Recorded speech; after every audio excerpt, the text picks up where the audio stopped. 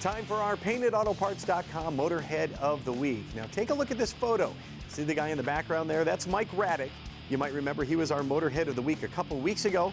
Mike is a policeman who also races cars. Well, he recommended that we talk to his buddy there, John Nemastil. John is an Ohio State trooper and a driving instructor for the Highway Patrol there in Ohio. He's one of the best at what he does, by the way, and he's been awarded the Ohio Trooper of the Year, among other honors. And he's one of the best on the racetrack also.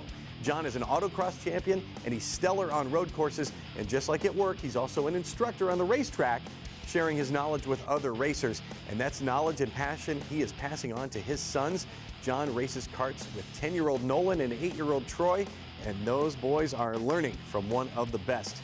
And we dug up a couple of social media posts from UMI Motorsports Park, and this is how they summed it up. They said, John Nemastil can do it all, and John Nemastil wins stuff. Boy, that's what he does. And now he has won the title of PaintedAutoParts.com Motorhead of the Week.